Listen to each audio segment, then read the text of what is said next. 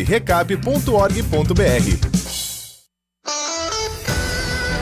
10 horas da manhã, a hora certa da informação regional no microfone da Rádio Bandeirantes Campinas. Muito bom dia, excelente segunda-feira, um ótimo início de semana com um gostinho de feriado que está por vir para muita gente, aquela emenda descansando em casa, para muita gente, dia útil, informação para você que está trabalhando, para você que está nas ruas, nas estradas, informação para você que quer curtir o dia de folga, é o que não falta aqui no microfone da RB, pelo FM 85.7 que você nos acompanha na faixa estendida do seu rádio. Você ficou com o Jornal Gente neste plantão de feriado, equipe reduzida, porém com informação sempre na íntegra, e com a volta amanhã do Jornal Gente a partir das 8 horas, depois do Primeira Hora aqui na programação da RB e transmissão simultânea na tela da Band News TV. A partir de agora e até 11h30 da manhã, você é meu convidado, você é minha convidada a saber o que de mais importante acontece em Campinas, região metropolitana e boa parte do interior paulista, nas ondas da Rádio Bandeirantes até às 11h30, quando o Carlos Henrique chega com o Nossa Área e trazendo a repercussão da rodada do final de semana. Excelente vitória da Ponte Preta, hein? Aquela vitória maiúscula fora de casa contra um adversário forte, uma camisa pesada do futebol brasileiro que é o Avaí. A Ponte venceu por 2-1, dá aquela respirada aliviada nessa rodada, pelo menos se afastando das últimas posições. Peronomútil ainda está na zona de rebaixamento, sobe uma posição com os 4 pontos somados, mas já dá um gás para a próxima rodada, quando a Macaca vai enfrentar o América Mineiro, outra pedreira, outro jogo complicado. América que não faz um bom começo de campeonato e a Ponte quer sair definitivamente da zona de rebaixamento. Sexta-feira a Macaca enfrenta o América Mineiro. E também a repercussão do empate amargo do Guarani em casa com Itabaiana por 1-1.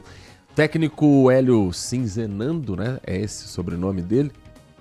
Um prazer em conhecê-lo, ao técnico que colocou como responsabilidade pelo empate a torcida, a imprensa, só não colocou o próprio trabalho dele como um dos responsáveis por um péssimo resultado em casa entre Guarani e Itabaiana.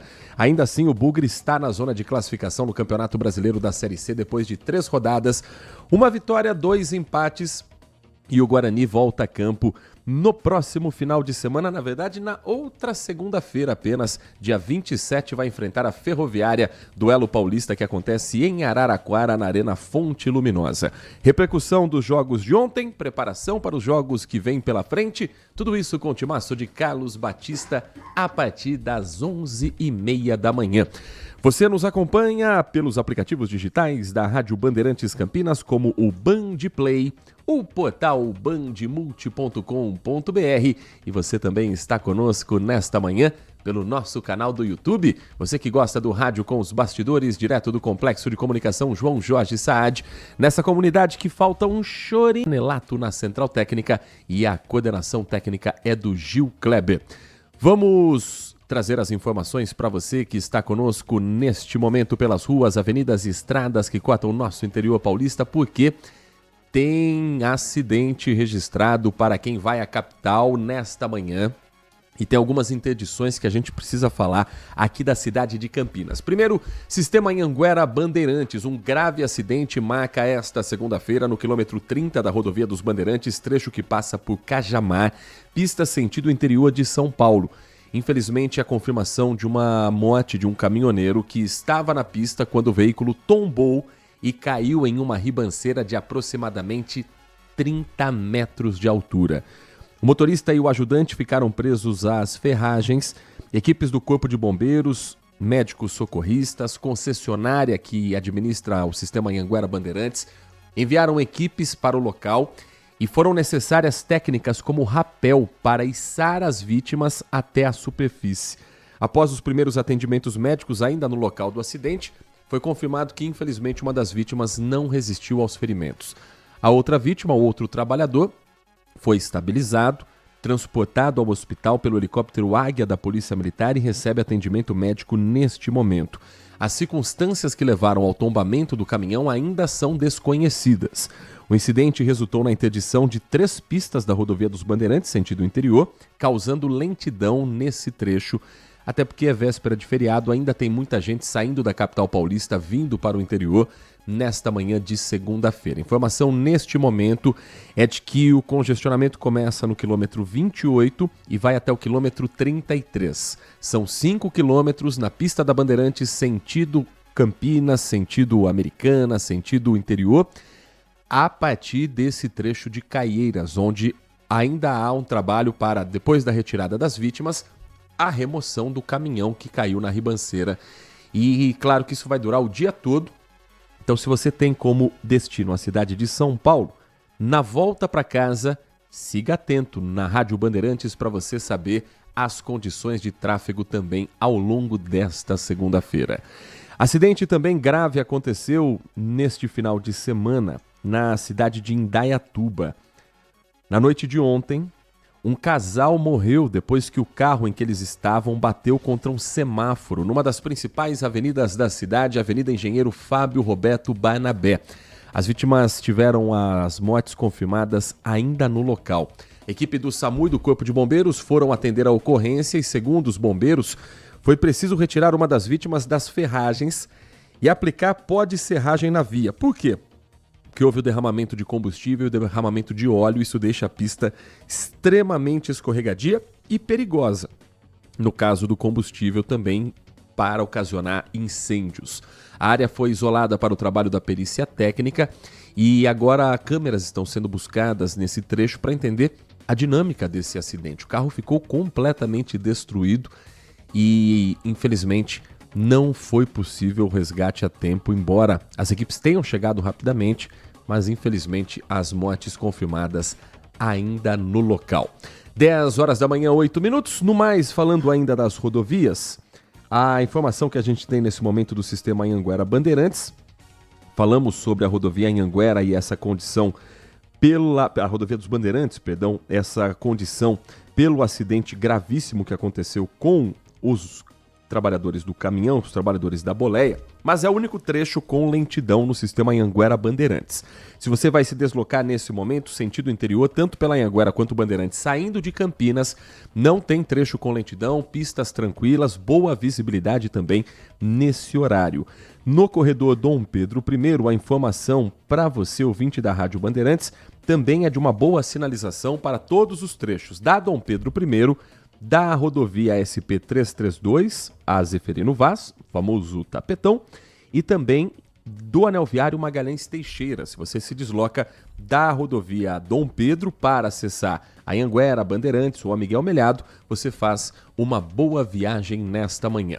Dirigindo por Campinas, você deve ficar atento a algumas interdições que acontecem inclusive no centro da cidade. Um trecho da rua Barão de Jaguara, entre a Avenida Moraes Salles e a Rua Ferreira Penteado, está bloqueado por conta de, mais uma vez, um buraco aberto no meio da via. A interdição começou no último sábado e hoje a expectativa é de que os reparos no trecho sejam concluídos. Segundo a Prefeitura, o bloqueio foi necessário por conta do rompimento de uma galeria artesanal de águas pluviais, água da chuva. A Secretaria de Serviços Públicos vai iniciar esse serviço, esse conserto, reestabelecer a galeria na manhã de hoje. Não há definição se vai concluir o trabalho, mas hoje o foco é corrigir a galeria para depois colocar um asfalto novo e aí sim liberar o trecho da Barão de Jaguara. É o centrão de Campinas, coração, trecho entre a Moraes Salles e a Ferreira Penteado. Se esse for o seu destino, se você vai passear, fazer compras no centro, atenção aos desvios e evite a Rua Barão de Jaguara nesta manhã de segunda-feira. Hoje tem uma outra interdição que acontece na região da Fazenda Santa Cândida, próximo ao Campus 1 da PUC Campinas. Começou às 8 horas da manhã na Rua Professor Doutor Euclides de Jesus Zebini. É um bloqueio total de veículos e a previsão, essa é um pouco mais longa, de que a liberação só aconteça no dia 1º de junho. O bloqueio ocorre especificamente no trecho de saída após o acesso ao portão 4 da PUC Campinas até a altura da Avenida Professora Ana Maria Silvestre Haddad. Segundo a INDEC, não existem pontos de paradas de ônibus nesse trecho, que não impacta, por exemplo, as linhas que atendem a PUC Campinas, como a 357 e a 351. A interrupção do fluxo viário é necessário para a realização de trabalhos de substituição do pavimento. Vão trocar todo o asfalto desse trecho. A obra é de responsabilidade da PUC e serve, segundo a própria universidade, como uma demonstração prática para os participantes do 3º Simpósio de Pavimento de Concreto Reforçado. Então, a expectativa é que um novo material seja colocado ali, que ele seja comprovadamente mais resistente, mais eficaz, mais barato do que o asfalto casquinha de ovo que a gente tem em tantos trechos da cidade. Casquinha de ovo que é fininho, fininho. Para contornar o bloqueio, a INDEC orienta que os motoristas acessem o sentido oposto da própria rua Euclides de Jesus Erbini, seguindo o trecho que está liberado e que se programe com as placas de sinalização que foram colocadas no local. Às 10 horas da manhã e mais 12 minutos, você que está nos acompanhando na Rádio Bandeirantes Campinas, se quiser trazer uma atualização de trânsito no seu caminho para o trabalho, tá de folga, encontrou congestionamento por conta de mais gente que está passeando nessa emenda de feriado, traz a informação que a gente compartilha com o nosso ouvinte. 19 é o DDD 971021493. Vamos girar o que aconteceu de importante em Campinas e no interior de São Paulo nas últimas horas. Final de semana, infelizmente, registrando um acidente aéreo aqui no interior paulista. Uma pessoa morreu na madrugada de sábado após a queda de um avião de pequeno porte em uma fazenda na região de Altaí. Funcionários de uma usina que fica perto do local que infelizmente foi registrado o acidente, esses funcionários informaram que viram primeiro focos de incêndio próximos a uma plantação de cana-de-açúcar. Com a queda, a aeronave ficou destruída e no meio dos destroços as equipes de resgate encontraram o corpo do piloto carbonizado.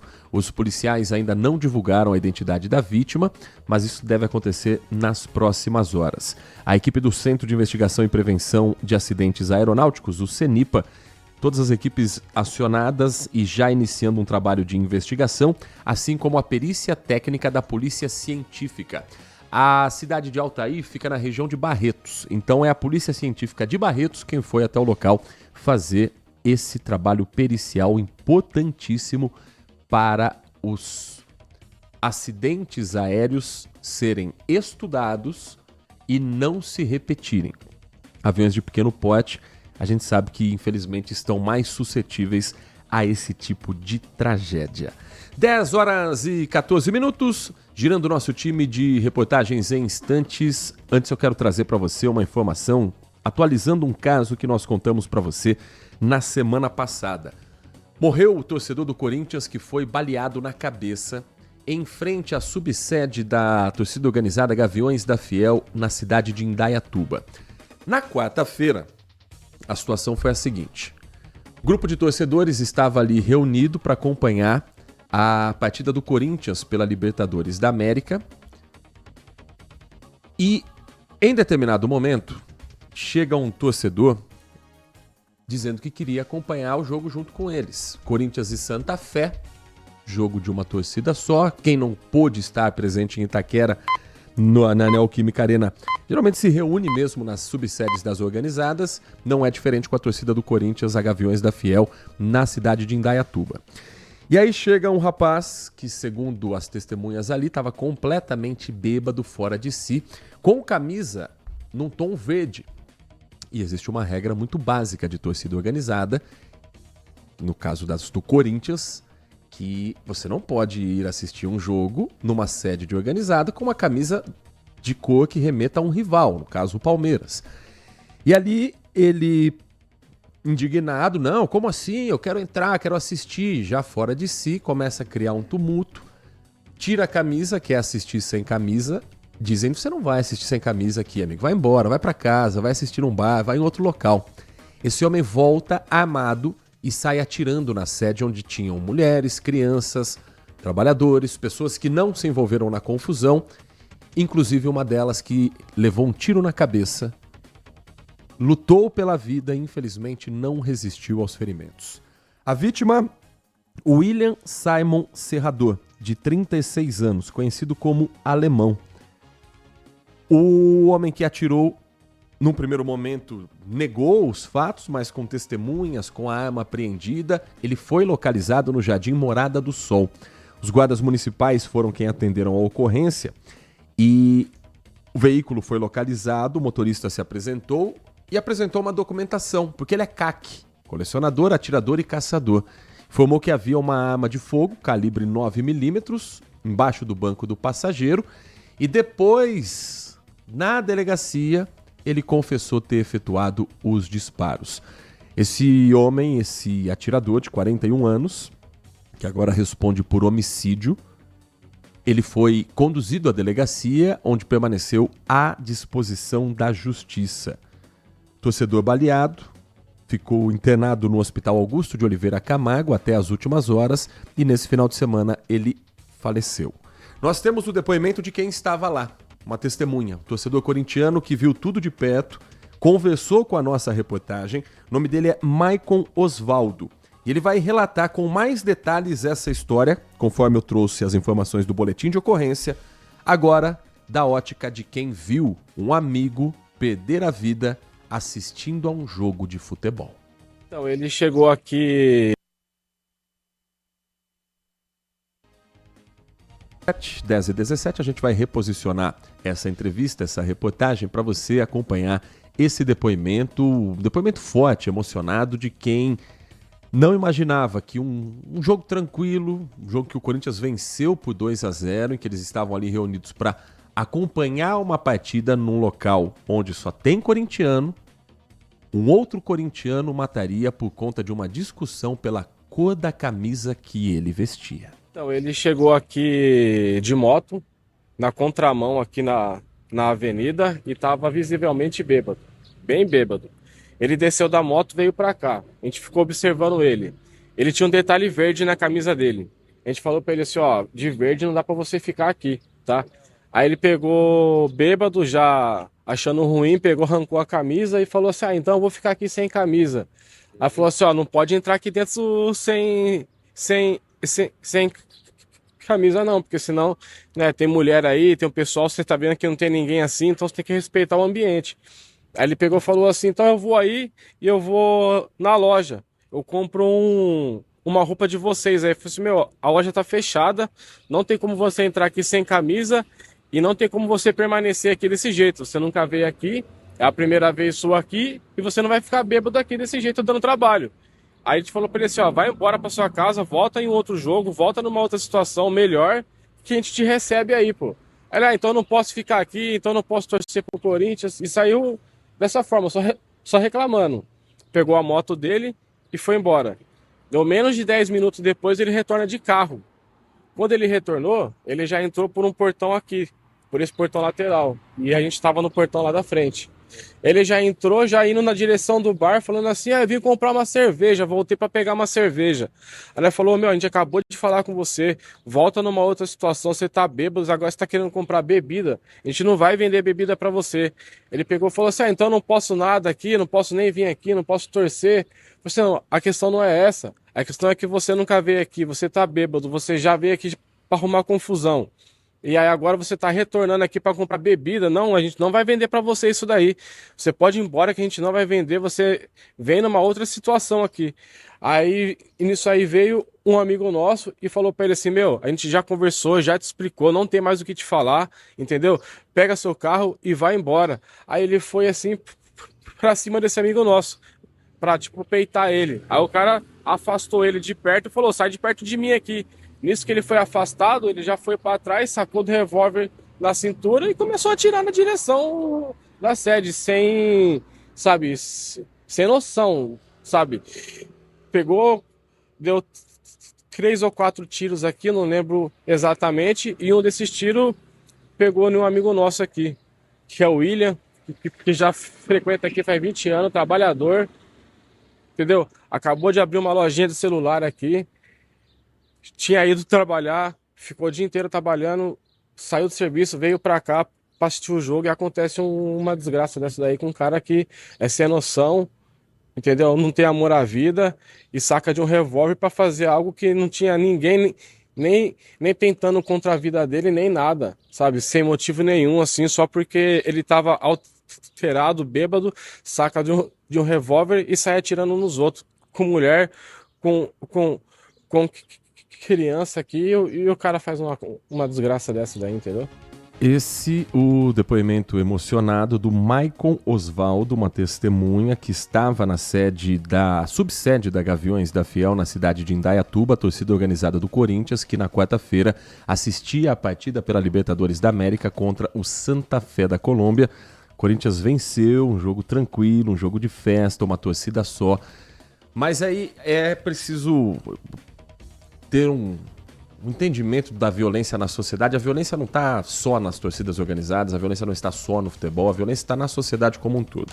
E eu tenho uma opinião sobre esse assunto que eu compartilhei, recebi algumas críticas, inclusive, no Brasil, gente, mas eu não mudo essa opinião. Se você vai a uma sede de uma torcida organizada, em que você sabe que há uma regra, e isso desde que a Gaviões foi fundada lá nos anos 60, isso desde que o Corinthians é o Corinthians. Você não vai assistir a um jogo do Corinthians com uma camisa verde. Ponto. A regra é essa. Se você discorda da regra, se você acha uma bobagem, se você como corintiano não vê problema, você vai na sua casa, em um bar, na casa de um amigo, numa chácara que você alugue para seus convidados, e aí você assiste a partida com a camisa que você quiser, na cor verde, azul, laranja, cinza, da sua preferência. Agora, quando você vai na casa dos outros, você precisa respeitar a regra daquele local, daquele ambiente. Ele foi retirado e foi solicitado para que ele, naquela condição, não desse trabalho, porque as pessoas que ali estavam queriam assistir a um jogo de futebol. Quando o cara sai, volta armado, atirando, se ele tinha alguma razão, ele perdeu completamente a razão. E eu já acho que ele estava errado de, com a camisa verde, estar num local que não é segredo para ninguém que é proibido usar essa cor. A torcida organizada do Corinthians já pegou no pé de jogador por detalhe verde no tênis que o cara calçava. Então você não vai entrar numa sede da Gaviões vestido de verde. E até onde me consta pelos boletins de ocorrência que foram feitos tanto pela Guarda Municipal quanto pela Polícia Civil, pelos depoimentos, ele não saiu de lá agredido, ele não saiu de lá ameaçado. Foi só aquele, ô meu irmão, acorda pra vida e vai embora. Aí ele volta armado, aí ele é valentão, aí ele atira contra quem tava sentado, que nada tinha a ver com a confusão, que tava só querendo ver um jogo de futebol. Então, essa violência e essa facilidade no acesso à arma, porque ele era CAC. Ele tinha uma arma registrada. Esse cara tem condição de ter uma arma? Em que momento liberaram uma arma para alguém que não tem um psicológico básico e um discernimento mínimo de entender onde é que você tá na sociedade, de onde é que você pisa e como é que você chega na casa dos outros? Então, solidariedade a esse torcedor. Eu sei que torcida organizada tem 1 milhão de defeitos, mas o que é justo é justo. Ninguém foi buscar o cara em casa. Ninguém pediu para ele ir lá assistir.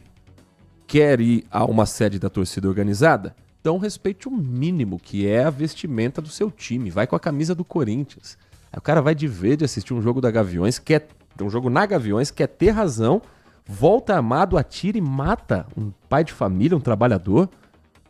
Mas a sociedade tende a olhar para esse caso sempre culpando a torcida organizada. Então, eu vi comentários de palmeirenses, de são paulinos comemorando. Que isso, gente? A gente perdeu totalmente o senso de humanidade. Isso é o que mais me preocupa nesses dias de 2026. 10h25.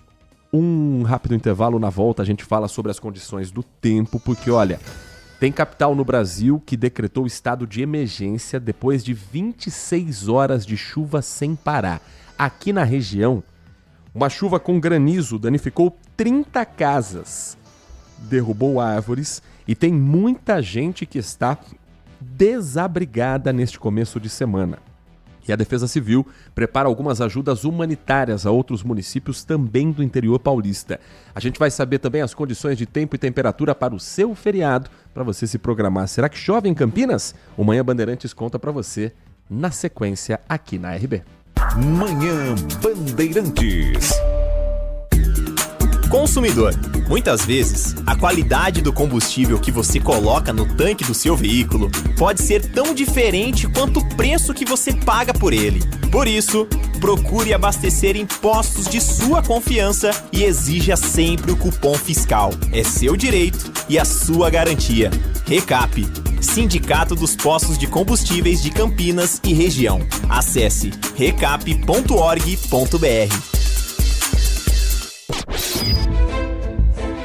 Foco em você. É você que nos faz produzir o melhor conteúdo todos os dias. Você, nossa audiência qualificada. Nossa relação com você vem de longe. Ano a ano, a Rádio Bandeirantes é parte da vida de milhares de ouvintes. Várias gerações que escolheram encontrar a informação aqui e continuam decididas.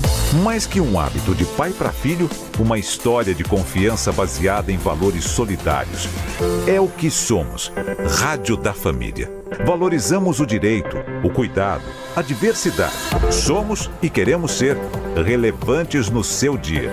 Estamos e buscamos sempre estar presentes onde te interessa. Sempre inquietos e nunca desanimamos. Com responsabilidade e usando toda a tecnologia disponível, trabalhamos para fazer a Bandeirantes diariamente necessária, abrangente, essencial. Somos a Rádio Bandeirantes. Band Mulher, de segunda a sexta, a partir da 1h35, Larissa Lopes abre as tardes femininas da Band. Um programa com tudo sobre o universo feminino. Traz assuntos do seu dia a dia sobre saúde, família, carreira, moda, beleza e muita novidade sobre o universo dos famosos com a Nath Lucchesi. Band Mulher, de segunda a sexta, a partir da 1h35 da tarde, na tela da Band+. Campeonato Brasileiro 2026 na Rádio Bandeirantes, com a equipe líder de audiência, eleita para o hall de notáveis da ACESP. Nesta sexta-feira, tem Ponte Preta no Moisés Lucarelli. A Macaca vai enfrentar o América Mineiro às 20 horas. Ponte Preta e América na sexta rodada da Série B. Acompanhe no FM 85,7 e no youtube.com/Rádio Bandeirantes Campinas. Futebol é com a Bandeirantes. Futebol é com a Bandeirantes, laia, laia, laia, laia, laia, Bandeirantes. Futebol. Manhã Bandeirantes. Quinto sinal vai marcar 10h30 da manhã, hoje, segunda-feira, 20 de abril de 2026. Uma segunda-feira com cara de feriado, emenda para muita gente de folga, descansando e quer saber se vai encarar um feriado chuvoso ou um feriado com tempo firme. Nesse momento, os termômetros do CEPAGRE da Unicamp marcando 24 graus e meio. A mínima hoje foi um pouquinho acima dos 15 graus. Final de semana foi mais ou menos assim, mínimas de 15, máximas de 30, uma famosa amplitude térmica considerável, manhãs e madrugadas bem geladas, tardes com cara de verão e vento bem moderado neste momento, na casa dos 5 km por hora. A umidade relativa do ar está em 58%. Eu não sou o senhor do tempo, mas eu acho que não vai chover, Nath Lucchesi. Bom dia pra você. Bom dia pra você, ouvinte. Pois é, não vai chover não. Pra esse feriado a gente tem o tempo bem firme, bem quente durante a tarde, grande amplitude térmica por conta do outono mesmo. Isso é uma característica. Pra quem não sabe, a amplitude térmica são as manhãs mais frescas, as tardes mais quentes, as madrugadas também mais frescas. É quando o vento fica um pouco mais forte e traz mais umidade aqui pro estado. O amanhecer da terça-feira de manhã vai ser com névoa seca, seguida por forte sol ao longo do dia e baixa umidade do ar. Hoje a gente ainda tem níveis consideráveis, mas amanhã os ventos serão moderados nos horários de temperaturas mais baixas, ou seja, logo pela manhã, ali durante a madrugada, que pode passar essa sensação de friozinho mesmo. Para hoje, 28 graus de máxima, sem chuvas, e a umidade relativa do ar mínima durante as tardes de hoje e de amanhã devem ficar abaixo dos 30%. Então, essa combinação de calor e tempo seco, à tarde requer ainda mais cuidado, principalmente, a recomendação da Defesa Civil é uma atenção especial a crianças, idosos e também cuidados em atividades físicas que exijam esforço físico ao ar livre. Então, evitar ali os horários mais quentes do dia, das 10 da manhã até as 4 da tarde, para a gente poder curtir o feriadão da melhor maneira possível. Adianto que a semana vai ser bem ensolarada, de tempo firme, por enquanto, sem previsões de chuva até sexta-feira. Agora, outras cidades do interior paulista sofreram muito com temporais neste final de semana, principalmente na região de Sorocaba. A cidade de Sorocaba mesmo registrou chuvas de granizo com danos em pelo menos 30 casas entre sábado e domingo. A Defesa Civil do Estado de São Paulo registrou ainda pontos de alagamento, quedas de árvores e interrupção no fornecimento de energia. Muitas famílias ainda desabrigadas, ainda desalojadas e dependendo também de um abrigo temporário oferecido pela prefeitura para que elas ali possam se estabilizar enquanto são feitas limpezas e manutenção em geral da casa, saber se é possível voltar ainda nesta segunda-feira. E não foi o único município atingido, não. Piedade também bastante afetada entre os bairros Soares, Elvio e Batata Doce. Danos como destelhamento resultaram na remoção de 5 famílias de suas residências.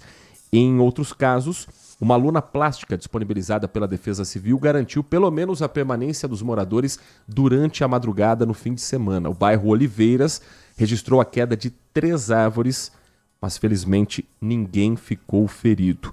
A maior marca registrada pela Sabesp de chuva foi na cidade de Piedade, com 48 milímetros, no intervalo muito curto, então é muita água em pouco tempo. Sorocaba tem nesta manhã um balanço de 15 quedas de árvores sobre vias públicas, danos na rede elétrica, resultando na interrupção de fornecimento de energia em vários bairros. O terminal de ônibus São Paulo e o Serviço Social do Comércio, SESC, que ficam na região central, sofreram interrupções, mas apesar dos danos também não há ninguém ferido. Em Itu, o município registrou 2 pontos de alagamento temporário e quedas de árvore em vias públicas, também sem registro de feridos. E hoje, Nath Luquezzi, a Defesa Civil está mobilizada para uma ajuda humanitária a essas famílias mais impactadas. Sim, para Piedade e para Ibiúna, as duas cidades. De acordo com os registros do Centro de Gerenciamento de Emergências e do Sistema da Defesa Civil, Ibiúna foi o município mais impactado, com 653 famílias atingidas. No bairro Paruru, o balanço mais recente contabiliza aí 98 residências danificadas e 103 pessoas desalojadas e que agora buscam abrigo em casas de familiares. Para atender essa população, foram destinados então pela Defesa Civil, pela Secretaria Municipal, 103 kits de limpeza com mais de 103 unidades avulsas, 653 kits dormitório, 103 cestas básicas, 103 kits de higiene e 15 rolos de lona. Já em Piedade, a tempestade teve início por volta das 4 horas da tarde, das 16 horas, concentrando quedas de árvores, destelhamentos e, segundo informações do Corpo de Bombeiro, foram registrados 3 quedas de árvores. As equipes municipais levaram cerca de 30 moradias que sofreram danos parciais nesses bairros, nos bairros Soares, Elvio e Batata Doce, como o Heitor bem mencionou. Embora a Defesa Civil tenha disponibilizado as lonas, 5 famílias precisaram ser removidas para casas de parentes. Para a gente fechar esse assunto, abrindo o mapa, falando também de todo o nosso país, cidade de Belém, capital do estado do Pará, sofrendo demais e a prefeitura decretou estado de emergência. Foram 26 horas de chuva ininterrupta. Imagine isso. 26 horas sem ter um intervalo da precipitação. Rios transbordaram, ruas foram tomadas pela água. A chuva começou na tarde de sábado, se estendeu até o início da noite de domingo e provocou alagamentos em vários pontos da capital. Um dos mais impactados foi o bairro Terra Firme, em que dezenas de casas às margens do rio Tucunduba ficaram submersas. Só no domingo choveu 5 vezes mais do que era esperado para o mês de abril todo. A média diária é de 15 milímetros de chuva. Porque Belém do Pará a gente sabe que tem a hora certa da chuva, né? As pessoas se organizam entre o que vai fazer antes da chuva das 6 e o que vai fazer depois da chuva das 6. A média diária é de 15 milímetros. Ontem a chuva foi de 78 milímetros. Os dados são do Instituto Nacional de Meteorologia. Então, o que choveu só no domingo era esperado para o mês todo de abril, praticamente, nessa conta feita pelo Instituto Nacional de Meteorologia. Bombeiros disseram ainda não ser possível mensurar os danos, porque tem muita rua que está debaixo d'água. 10h36, o jornalismo da Band vai continuar acompanhando isso ao longo desta segunda-feira. À 13h tem o Bora Brasil com o Joel Datena, com a Ana Paula Rodrigues e com mais informações também do que acontece no país afora. Agora a gente vai trazer dados e um estudo que mostram a preocupação hoje com o mercado de trabalho do ponto de vista do trabalhador, de quem está sendo afastado com mais frequência e sofrendo com doenças psicológicas, às vezes psiquiátricas.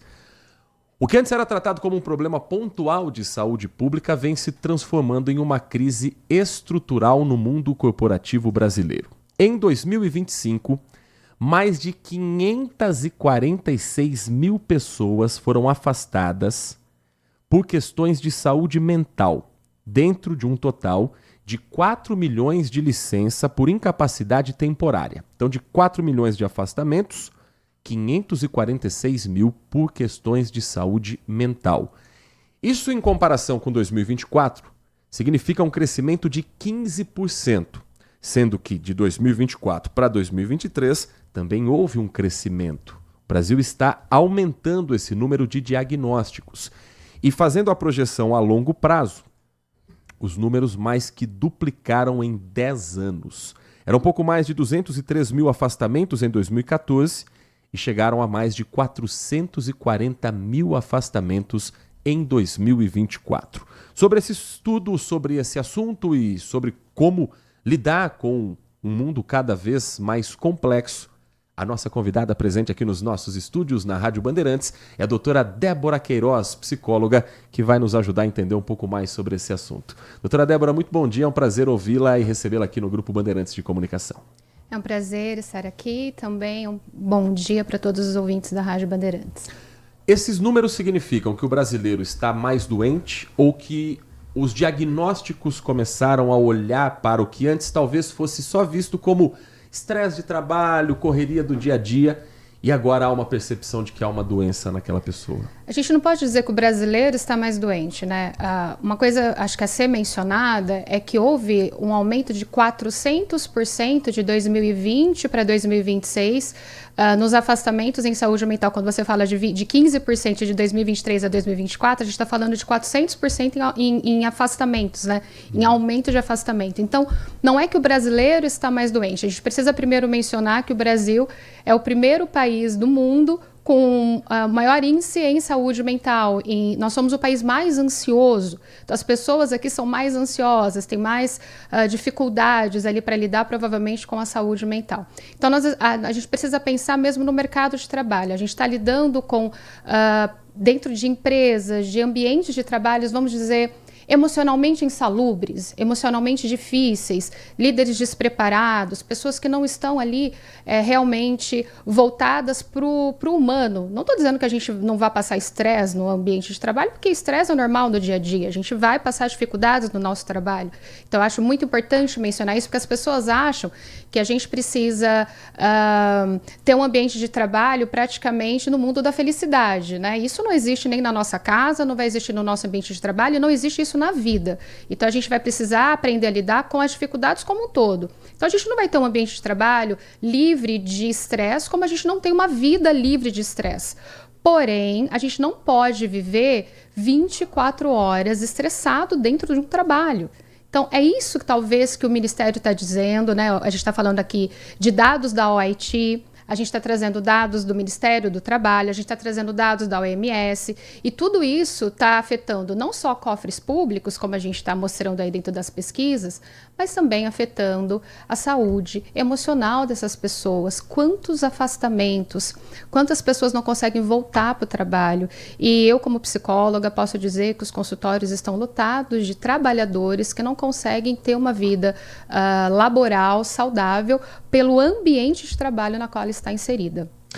Nath Luquezzi, doutora Débora Queiroz, psicóloga nossa convidada no Manhã Bandeirantes. Muito bom dia, doutora. Quando a gente traça o perfil desses trabalhadores afastados, as mulheres, a maioria das mulheres, 64% são mulheres na média ali dos 40 a 41 anos. Você acha que para a mulher existe uma dificuldade, principalmente ali no 40 a mais, quando ela está enfrentando o período do climatério, o período pré-menopausa e também por conta de etarismo, ou são também as cargas que nós mulheres vamos acumulando ao longo dos anos? Existe um motivo? Você sabe que quando eu vi esses dados, eu fui pesquisar, né? Eu falei, bom, por que nós mulheres somos mais afetadas? E sim, pelo climatério, não só pelo climatério, né? A gente tem, se a gente for olhar para a nossa faixa etária, nós estamos sendo mães mais velhas, né? Antigamente, com 20, 22 anos, as mães já estavam com 3, 4, 5 filhinhos ali em casa. Hoje não.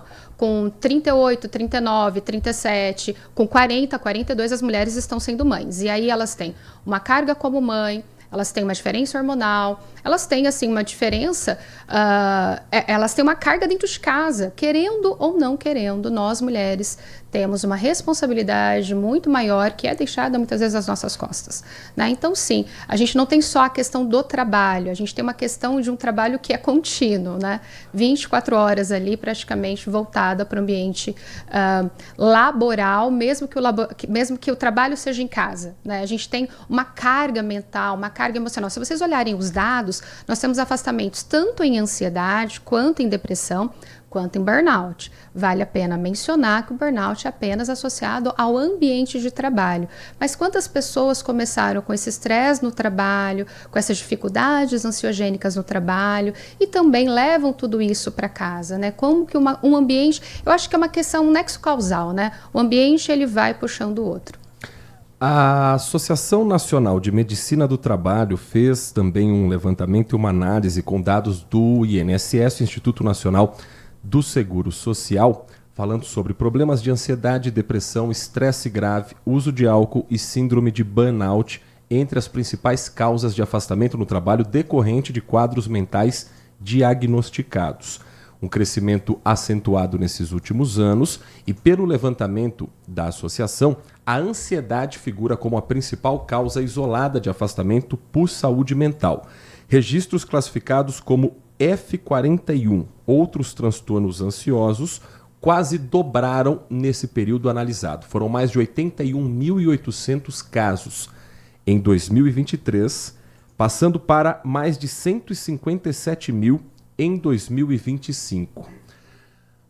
Depois da pandemia, doutora, o brasileiro, o mundo todo, viveu um estresse, viveu essa agonia de não saber se você vai se infectar pelo vírus, se algum familiar seu vai se infectar pelo vírus, e o risco econômico também, de não saber quanto tempo a gente duraria num isolamento, numa pandemia, o medo de perder um emprego. Isso pode ter tornado o brasileiro mais ansioso e o reflexo também aparece no mercado de trabalho? Eu acredito que antes da pandemia nós já éramos um país muito ansioso. Isso só vem agravando, né? Então, sobre a ansiedade nós precisamos mencionar sim. Mas o que a gente precisa talvez pensar quando a gente olha para esses dados, né?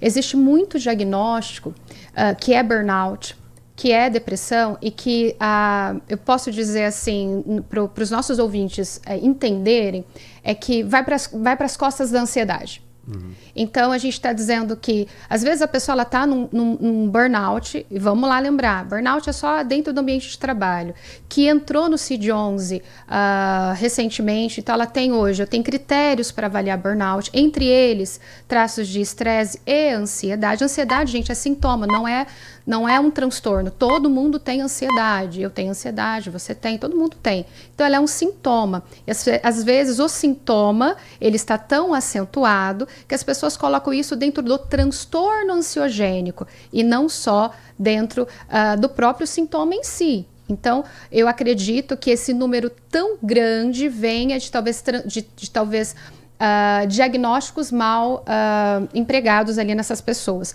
Porém, aonde que a gente colocaria isso? Não é tirando da saúde mental, é colocando isso dentro do burnout, que provavelmente essas pessoas estariam dentro do burnout, com toda certeza, se fossem bem avaliadas, e talvez até pela depressão, porque o burnout a gente pode colocar como uma comorbidade, ele pode trazer ali muita depressão para as pessoas. Só hoje no consultório eu trato três pessoas deprimidas por conta do burnout. O burnout, síndrome de burnout, é um distúrbio emocional de esgotamento extremo causado pelo estresse crônico no trabalho. É diferente daquele dia que você sai meio cansado, pesado. É quando é sistêmico, né, doutora? E quais são os primeiros sintomas que a gente precisa perceber que pode estar num processo de síndrome de burnout? Eu acho que o mais interessante é que as pessoas acham que do nada elas vão ter burnout, né? E não é, gente. Imagina você trabalhando constantemente, num ambiente estressante, ou é todo santo dia você lidando com estresse, assim, 24 horas, eu tô pensando mesmo no ambiente de trabalho, das 8 horas que você tá ali, às vezes você vai para casa, responde e-mail, 10 horas da noite você tá respondendo. Eu falo que a gente vestir a camisa da empresa e esquecer de vestir o pijama da casa, né? Então, você não chega em casa, você não desliga. Então, como que é o primeiro sintoma? Eu não consigo descansar. Eu começo a cair a minha produtividade no trabalho. Então, eu era uma pessoa no trabalho, eu não sou mais. Eu ligo aquela tomadinha, daquela tomadinha do palavrão mesmo, e eu não quero mais saber de nada. E mesmo assim, eu não deixo de entregar. Eu estou ali, até o momento que parece que o cérebro desliga. Eu já tive pacientes que teve apagões, e mesmo assim estavam no outro dia no trabalho. Eu tive pacientes, infelizmente, dados que levam a ter pessoas que trabalharam tanto que chegaram a ter embolia pulmonar e estavam no hospital, falando, desculpa, não consigo entrar na reunião. Então, assim, são pessoas que elas não conseguem parar o trabalho, elas não conseguem entender o quão adoecida ela está dentro do trabalho. E olha que interessante também, eu tenho pessoas, dados, né, que trabalham aqui comigo, de gente que amam a empresa que trabalha. Às vezes, vocês estão aqui hoje numa rádio, nós estamos, às vezes, na TV, às vezes nós estamos dentro de ambientes que é o orgulho da gente trabalhar. Então, às vezes, você está adoecido por trabalhar no ambiente, mas ao mesmo tempo orgulhoso. A gente chama isso de presenteísmo por pertencimento. Eu gosto muito de trabalhar lá, mas eu tô adoecido mesmo assim. Então a gente tá falando isso de times de futebol, de pessoas que trabalham é orgulhoso trabalhar aqui. Eu gosto tanto, mas assim, ainda assim eu estou cansado, eu estou adoecido e a pessoa não consegue perceber. E por que ela não percebe? É pelo tempo de exposição a esse estresse. Então, gente, todo mundo vai ter estresse no trabalho. Então, vamos parar com essa ideia de que a gente vai ter um ambiente de trabalho super feliz o tempo todo. Isso não existe, tá? Todo mundo vai ter estresse. Mas viver um ambiente estressante todos os dias, isso não é normal.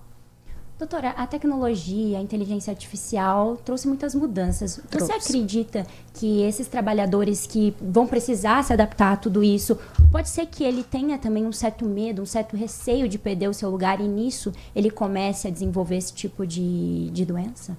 Acho que para o burnout não, tá? Ele pode desenvolver sim uma ansiedade por perder o trabalho. O burnout não, porque a gente está falando ali de um esgotamento por má gestão, de um esgotamento por outros sintomas, né? A gente está falando mesmo de um ambiente de trabalho. Agora, tem uma tecnologia, tem uma coisa vindo aí, a minha profissão pode acabar. Eu posso perder o meu trabalho que eu gosto tanto. Então, isso pode gerar na pessoa uma ansiedade, um medo do futuro, o que vai ser dela, com o que ela vai trabalhar. E, às vezes, é uma pessoa que não consegue olhar para o futuro e também se atualizar ali nas coisas que estão vindo, né? Então, ela pode, sim, adoecer pela ansiedade, mas não necessariamente desenvolver um burnout por conta disso, porque a gente está falando de uma carga de trabalho e não só de uma ansiedade por uma coisa que ela nem sabe se vai acontecer ou não. Bom, para quem não consegue entender a dimensão disso, além das questões econômicas, tirando o lado humano, que é o principal, existe também o fator econômico.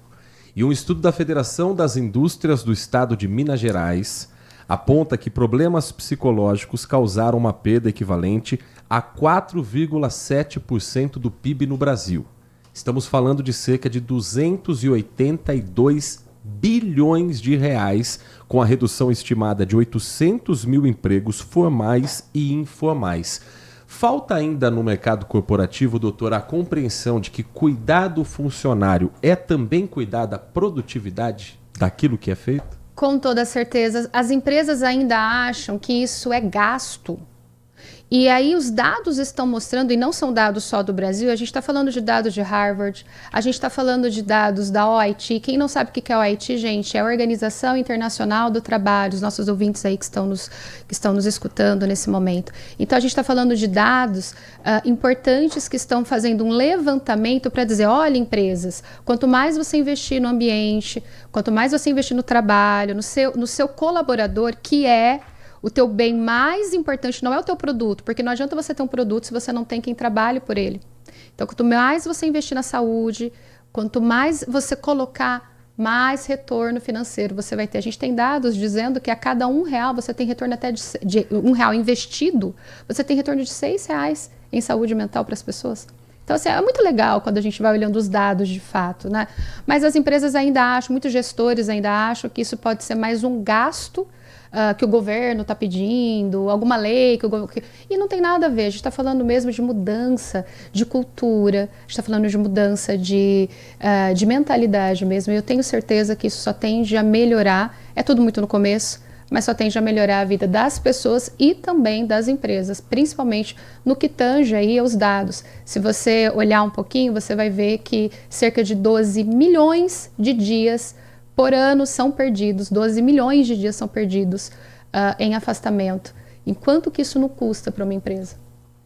Existe ainda uma certa resistência em buscar ajuda? Porque antigamente tinha aquela frase, né? Ai, psicólogo, psiquiatra é coisa para doido. Ainda existe esse tabu, essa resistência em buscar ajuda? Eu acho que hoje menos, existe sim, tá, Nath? Mas menos do que existia antes, tá? Eu vejo muito que quando se trata da empresa, né, a gente falando bem desse ambiente, eu vejo que os funcionários eles ficam muito receosos em dizer que eles não estão bem, que eles estão com alguma questão. Então, eles colocam a depressão e a ansiedade, que é mais aceitável do que um burnout. Então, porque isso afeta também a questão financeira da empresa, porque isso entra como acidente de trabalho. A exposição ele entra como acidente de trabalho. Então, a ansiedade, o burnout só entra como afastamento. A ansiedade e a depressão entra como afastamento, o burnout não, ele entra como acidente de trabalho. Então, isso traz uma questão financeira para a empresa. E quando se trata ali da pessoa que ela vai avisar, ou que ela vai dizer, eu preciso de um psicólogo, eu preciso de um psiquiatra, o que mostra? Você é fraco, você não é bom, você precisa melhorar, você precisa ter mais resiliência, você não está sendo resiliente o suficiente. Então, tem muitos preconceitos de gestores, e às vezes até escuto em cursos que eu dou, as pessoas são muito mimizentas. Falar, então, muito difícil a gente lidar quando a gente não está na dor do outro, né? Agora, e quando o ambiente é evidentemente um caldeirão para a síndrome de burnout, o funcionário alerta, o colega está no limite e o gestor não percebe, não repara, não identifica, faz pouco caso. Esse funcionário ele pode procurar ajuda independente da empresa e depois só comunicar o problema que está acontecendo? Acontece muito do funcionário, às vezes ele já está em terapia, o terapeuta às vezes sinaliza para ele vai procurar às vezes um psiquiatra, porque ele já está no limite. Às vezes ele pega férias, né? Quando ele poderia pegar o afastamento, mas ele pega férias para poder... É importante dizer que as férias não mudam o ambiente, tá, gente? O ambiente continua lá. Então ele volta, ele continua mal. E então... Às vezes a gente precisa entender que enquanto aquele ambiente não mudar, não há muito o que ser feito, então a gente precisa trocar o emprego. Existe alguma relação entre burnout e a parte financeira, o endividamento? Existe sim. Inclusive, tem até dados mostrando que muitas pessoas, quando elas entram nesse estresse contínuo, elas param de gerir melhor as contas financeiras, elas param de até relações emocionais. Tem dados que mostram de aumento de divórcio dentro do período. vamos lembrar que não é fácil fazer esse diagnóstico, perceber o nível de estresse em que você está, porque isso é prolongado. É como se eu estivesse numa fogueira, mas distante dela. Então, eu estou ali quente, mas eu não estou queimando.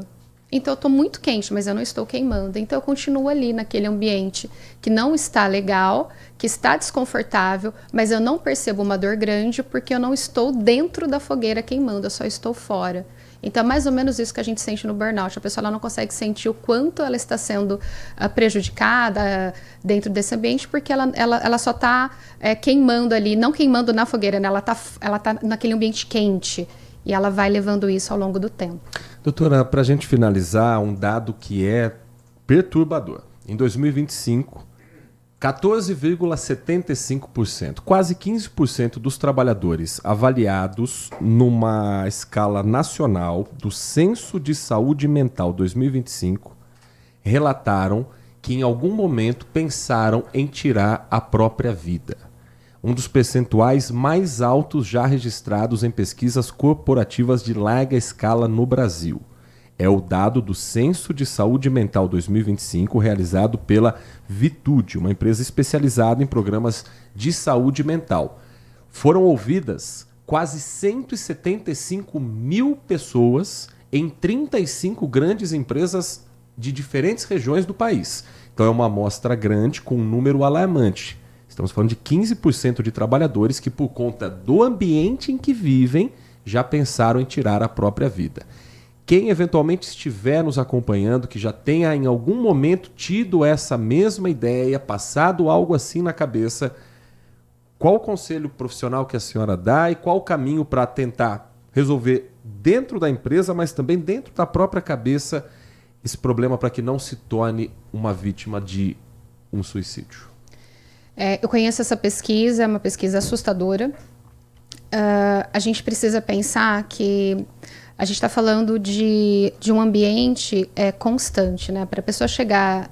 Ideação suicida, gente, a ideia de eu não querer estar mais aqui. Muitas vezes a pessoa ela não tem nem noção do que ela está vivendo de fato. Então ela só começa a não querer existir mais, eu queria estar em coma, eu queria dormir por 10 dias, 15 dias e depois eu volto. E ela não vê talvez o estado emocional que ela está. Então muitas vezes eu sempre recomendo ajuda profissional especializada nesses casos. Eu acho que a escuta ativa, a escuta profissional, ela consegue com toda certeza ampliar esses dados de uma forma mais positiva. Não é palestra dentro de empresa que ajuda o funcionário, não é você fazer um setembro amarelo que resolve dados, tá? Então, eu estou dizendo a busca por profissionais especializados, aí eu estou dizendo tanto de psicólogos, de psiquiatras, ambos trabalhando em conjunto. A parte medicamentosa contribui bastante, muito preconceito existe de forma desnecessária, então a parte medicamentosa ela é importante. E às vezes entender que a vida ela é importante, mas quando você perde o sentido da vida, né, por que vale a pena eu estar aqui? Olha tudo que eu estou vivendo. Às vezes a gente só precisa de uma mão. Às vezes essa mão não é a mão que a gente vai encontrar dentro da nossa família ou dos nossos amigos. Às vezes é a mão do profissional mesmo. É o profissional às vezes que te tira de lá. E tudo bem. Isso não é preconceito para ninguém. Isso é só uma forma de você buscar ajuda para si mesmo. Doutora, quem quiser conhecer um pouco mais sobre o seu trabalho, a senhora tem muitos textos publicados, vi que você tem também num blog aqui diversos temas que certamente ajudam muita gente no dia a dia. Como é que pode procurar a doutora Débora Queiroz nas redes sociais e na internet como um todo? No Instagram eu estou como deboraqueiroz.psc. Podem me seguir, vai ser um prazer encontrar vocês por lá. Nós conversamos no Manhã Bandeirantes com a doutora Débora Queiroz, psicóloga, que gentilmente atendeu o nosso convite nesta segunda-feira, a quem agradecemos muito pela atenção. Assunto importantíssimo. Volte mais vezes ao Grupo Bandeirantes. Foi um prazer estar aqui com vocês. Agradeço também a todos os ouvintes que estiveram conosco nessa manhã. Às 10h59, o Manhã Bandeirantes vai para um rápido intervalo e na volta a sua participação pelo nosso WhatsApp DDD 19 971021493. Você está ouvindo Manhã Bandeirantes. Oferecimento. Recap, Sindicato dos Postos de Combustíveis de Campinas e Região. Acesse recap.org.br.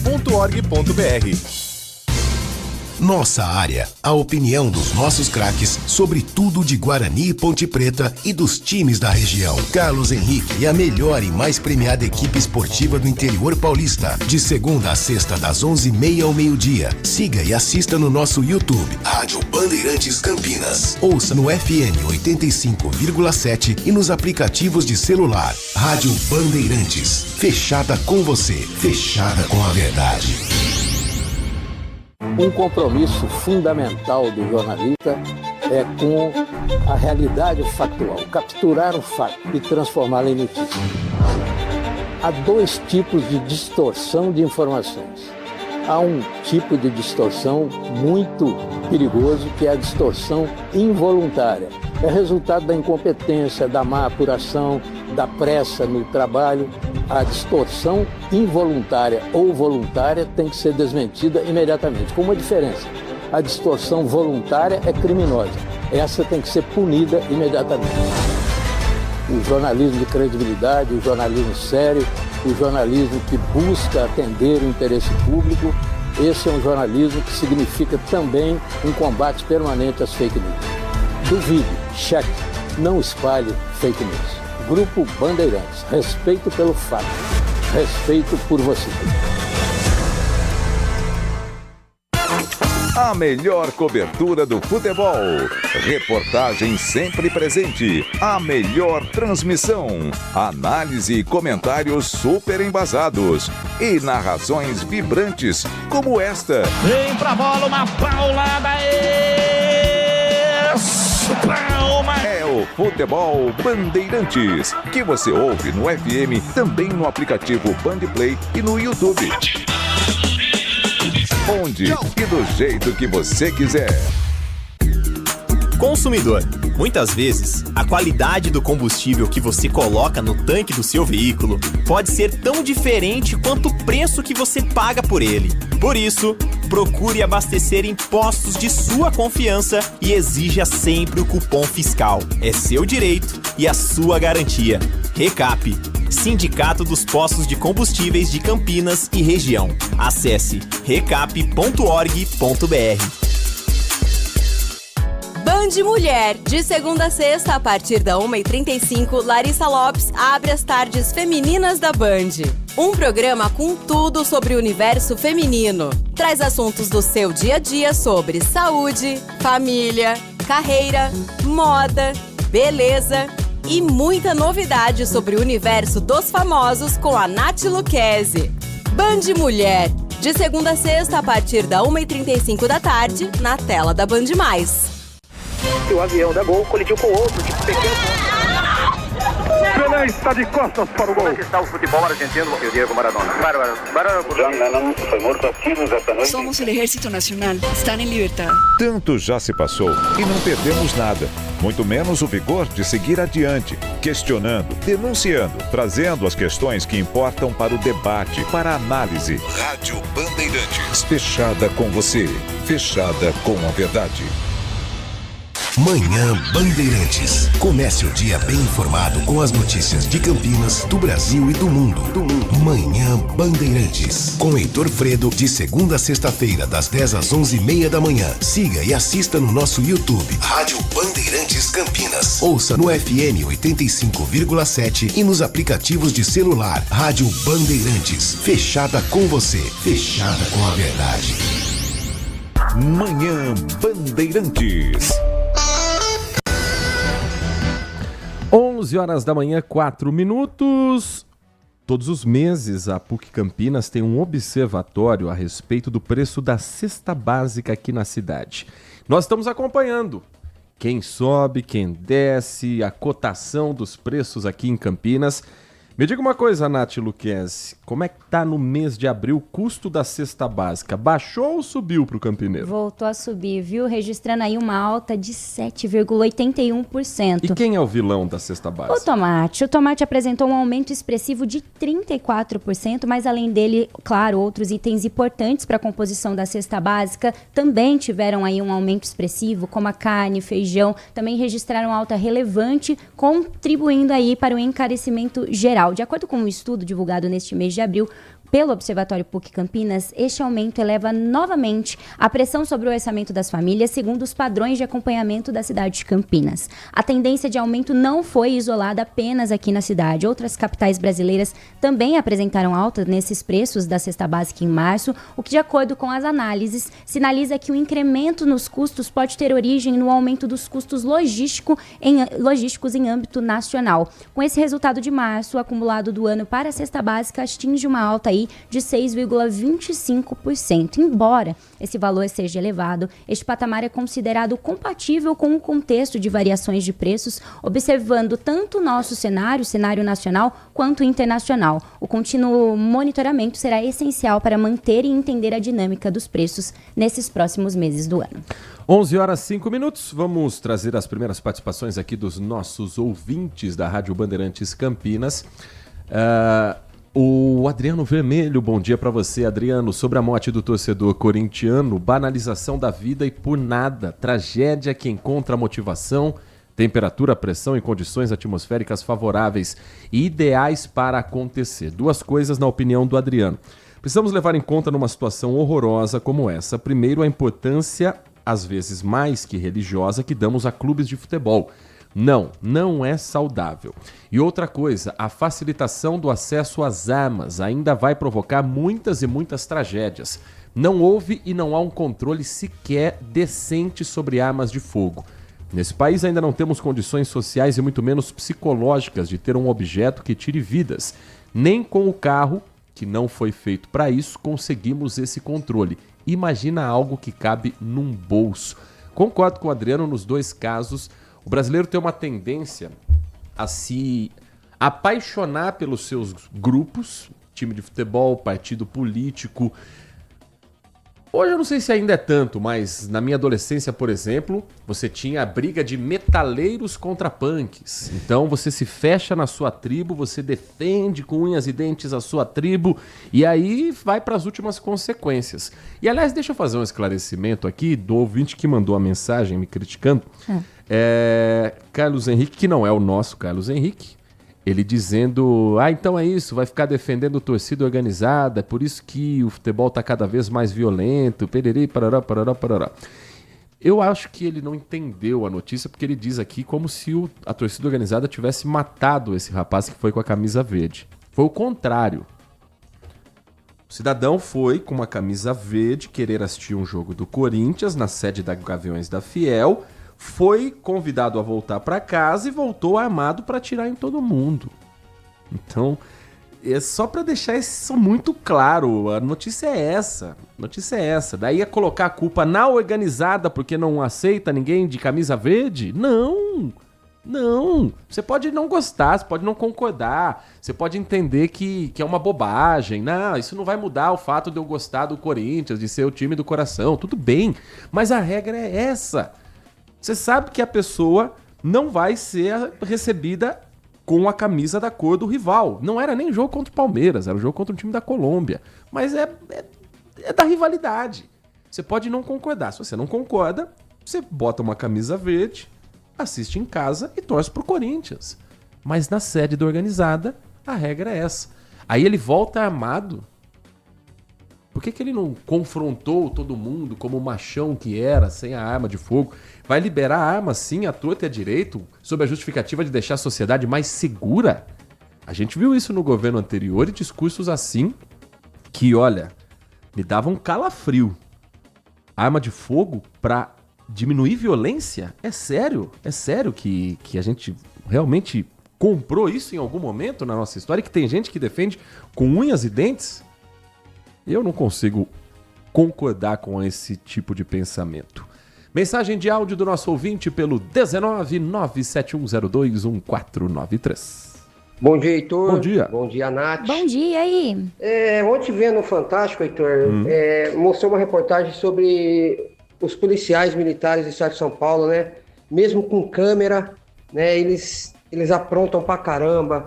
Teve um lá que com estilingue começou a jogar bolinha de gude nas pessoas com estilingue, cara. Fora as agressões, fora a morte, e não acontece nada com esses caras, mano. Eu sei que tem bom policial, né? Mas eu não sei qual que é a lavagem cerebral, né, que a pessoa passa para entrar na polícia militar, cara. Né? Para ser ruim desse jeito que esses caras são. Não tô falando que são todos, né, mano?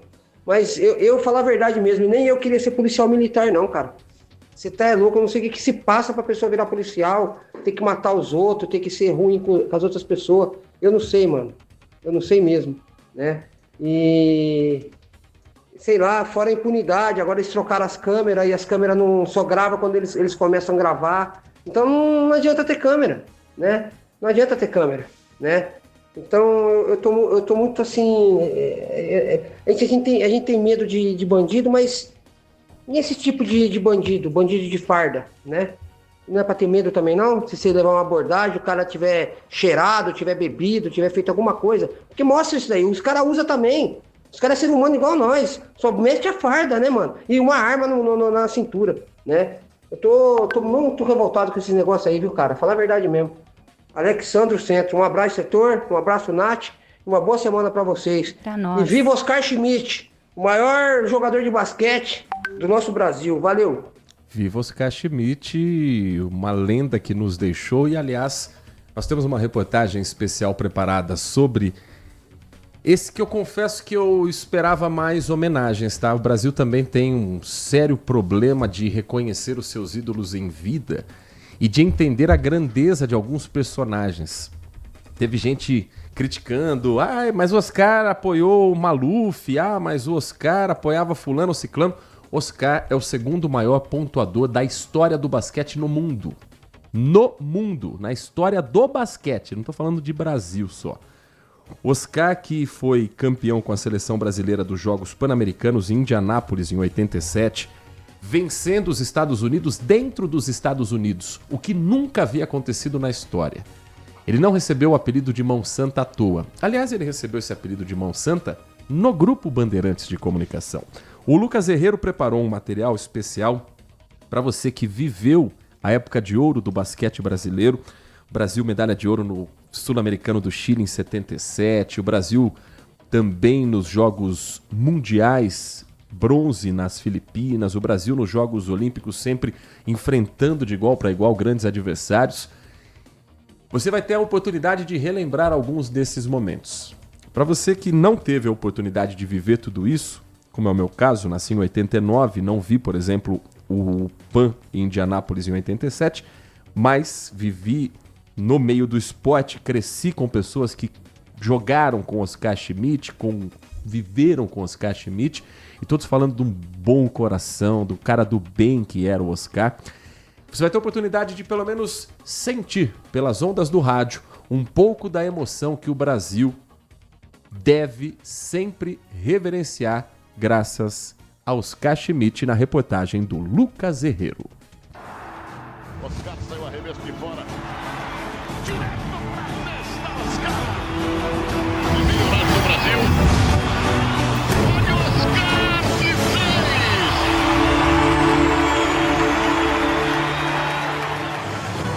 O suspiro de quem desafiava nas quadras uma condição básica humana. Oscar não suportava o erro. Treinou tanto que beirava a perfeição e surpreendia até Luciano do Vale. Oscar saiu arremesso de fora, cesta do Brasil! Que barbaridade! 5 arremessos de 3, 5 vezes a bola dentro da cesta. Depois de cada treino eu fazia pelo menos 500 arremessos de 3, era pelo menos 1.000 por dia. Aí os caras me chamavam de Mão Santa. Quantos pontos na carreira foram? Quase 50 mil.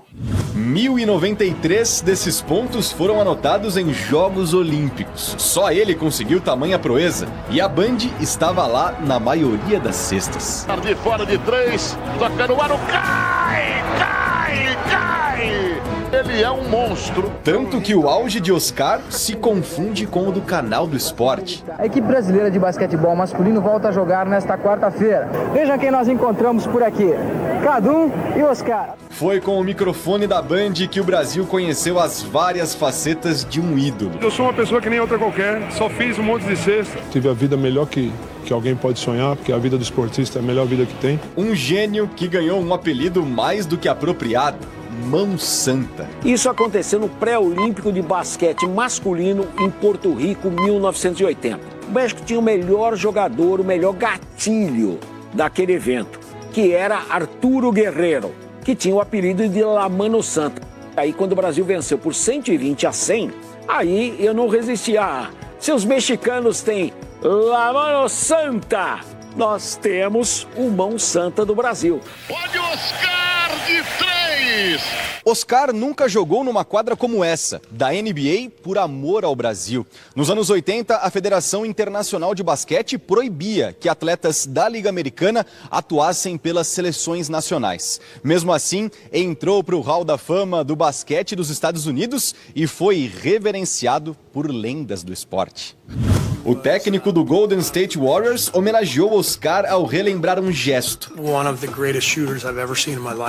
Um dos maiores arremessadores. Joguei contra ele no Mundial de 86. Rompi meu ligamento enfrentando o Brasil.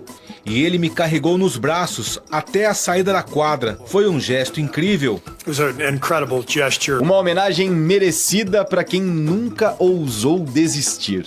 Nem do jogo e principalmente da vida. O tumor me ajudou a viver melhor. Parece até um favor, né, que Deus te faz. Você vai ter esse tumor para você aprender a dar valor às coisas boas da vida. E é isso que eu faço hoje. Essa a mensagem de Oscar Daniel Bezerra Schmidt, que nos deixou, infelizmente, sexta-feira, aos 68 anos. O Mão Santa que falava, Santa não! Mão treinada. Não adianta nada você nascer com talento, com dom, se não houver treinamento para chegar ao mais próximo possível da perfeição. A perfeição a gente não vai chegar nunca, mas a eficiência máxima, Oscar chegou e não à toa o mundo todo o reverencia. Oscar nunca jogou na NBA, porém ele está no Hall da Fama da NBA. Isso diz muito, né? Isso mostra o tamanho desse cara, que, tudo bem, foi secretário do governo do Celso Pitta, apoiou fulano, apoiou ciclano. Tá bom, mas ele era um atleta. E como atleta é simplesmente um dos caras mais incríveis que o Brasil já produziu. 11h17, tem mais mensagem de áudio. Nosso ouvinte participa neste quase feriado de Tiradentes. Bom dia, Heitor. Bom dia. Bom dia. Essa confusão aí que levou a vida do torcedor aí de bobeira por um CAC. Olha, eu até vou dar os parabéns para esses torcedores da Gaviões. Sabe? Que eles tiveram muita paciência. Talvez se eles tivessem atacado antes, ele não teria matado ninguém, mas o cara estava armado, não tinha jeito. Mas eu digo uma coisa, se ele fizesse isso na sede da torcida jovem da Ponte, talvez ele nem chegasse a tirar. Era só ele aparecer com a camisa verde. Isso eu falo porque eu conheço há muito tempo, há muitos anos. Tenho certeza que ele não ia conseguir nem falar Mas é isso aí, Heitor. Isso é as armas, né? Que foi liberado lá pelo então ex-presidente, que muito dessas coisas que estão acontecendo com arma aí é culpa dele. Mensagem do Marco Silva Bedin, direto da cidade de Hortolândia. A torcida da Ponte tem essa mesma regra que tem na torcida do Corinthians também, de não usar verde em referência ao rival, o Guarani. Concorde ou não, goste ou não, você não vai num churrasco da torcida jovem com uma camisa verde, ponto. Não, mas eu sou ponte pretano, eu acho que isso não tem nada a ver. Tudo bem, mas você não vai na sede da torcida organizada. Simplesmente uma questão de respeito também àquela instituição. Às 11h19, Um último intervalo, na volta, os destaques de última hora também da política nacional. O presidente Luiz Inácio Lula da Silva, em viagem pela Europa, fez um discurso na Alemanha que está repercutindo na imprensa internacional. E tem novidade de pré-candidato a presidente aqui do Brasil. O ministro do Supremo Tribunal Federal, Gilmar Mendes, pediu a inclusão do ex-governador e pré-candidato a presidente da República, Romeu Zema, no inquérito das fake news. O motivo? A gente explica pra você na sequência do Manhã Bandeirantes. Manhã Bandeirantes. Consumidor. Muitas vezes, a qualidade do combustível que você coloca no tanque do seu veículo pode ser tão diferente quanto o preço que você paga por ele. Por isso, procure abastecer em postos de sua confiança e exija sempre o cupom fiscal. É seu direito e a sua garantia. Recap, Sindicato dos Postos de Combustíveis de Campinas e Região. Acesse recap.org.br. Rádio Bandeirantes. Porque sempre tivemos os microfones abertos para o debate, abertos para a opinião plural, abertos para a sua participação, é que podemos dizer que estamos fechados com você e com a verdade. É mais do que um compromisso, porque sobre os fatos pode-se interpretar, fazer conjecturas das motivações, pode-se elaborar, projetar suas consequências, mas os fatos são os fatos. E é aí que você vai nos encontrar sempre firmes. Não abrimos mão da verdade dos fatos. E sempre com foco em você, na defesa dos seus direitos. Mais do que nunca, Rádio Bandeirantes. Fechada com você, fechada com a verdade. A melhor cobertura do futebol. Reportagem sempre presente. A melhor transmissão. Análise e comentários super embasados. E narrações vibrantes como esta. Vem pra bola, uma paulada. Palma. É o Futebol Bandeirantes, que você ouve no FM, também no aplicativo Bandplay e no YouTube. Onde e do jeito que você quiser. De segunda a sexta, o Acontece é o seu giro rápido das notícias regionais do Brasil e do mundo, com as informações mais relevantes do momento. Trazemos a você uma visão panorâmica dos principais acontecimentos, tudo em um formato ágil e dinâmico, para garantir que você esteja sempre por dentro do que está acontecendo. Não perca! De segunda a sexta, a partir da 13h, na tela da Band+. Manhã Bandeirantes. 11h22, 11h22. O presidente Luiz Inácio Lula da Silva está em viagem na Europa e vem fazendo alguns discursos que vêm chamando a atenção da imprensa internacional. O presidente Lula enfatizou, após um encontro com o primeiro-ministro da Alemanha, a utilização dos combustíveis fósseis e afirmou que o mundo não ficará órfão sem o petróleo como principal matriz energética. Lula defendeu a maior utilização dos biocombustíveis durante a exposição em Hannover, na Alemanha, em que o presidente afirmou que o mundo pode parar de ter medo dos combustíveis fósseis. O Brasil está mostrando, segundo Lula, ao mundo que o biocombustível é uma opção viável e quer colocar o Brasil como potencial produtor e exportador dos biocombustíveis para o mundo todo, o que não impede a liderança nas iniciativas a favor de alternativas menos poluentes também de maneira local. A comitiva do Brasil participou de testes com biocombustível durante a visita à Alemanha e também foram falados de outros assuntos que envolvem, por exemplo, os conflitos iniciados pelo presidente dos Estados Unidos, Donald Trump. Vamos ouvir um desses trechos do discurso do presidente Luiz Inácio Lula da Silva na Alemanha, para a gente entender como é que isso também repercute em países que cada vez mais olham desconfiados para Donald Trump. Vivemos um momento crítico na geopolítica global, marcado por grandes paradoxos. Enquanto astronautas sobrevoam a Lua, bombardeios matam de forma indiscriminada civis, mulheres e crianças no Oriente Médio. A inteligência artificial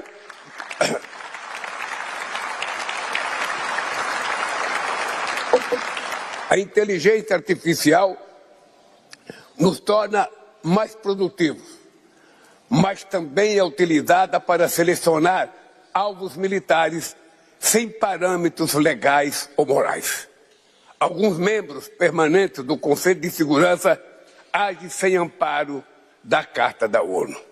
É de se perguntar ao presidente Trump, ao presidente Putin, ao presidente Xi Jinping, ao presidente Macron e ao primeiro do Reino Unido. Para que serve o Conselho de Segurança da ONU? Por que vocês não se reúnem e não param com essas guerras?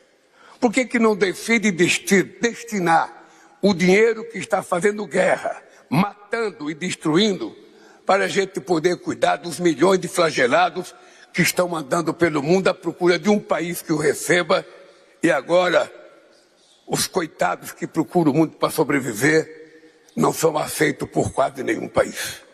Não podemos permitir que o mundo circunde ao comportamento de um presidente que acha que por e-mail ou por Twitter ele pode taxar produtos, pode punir países e pode fazer guerra.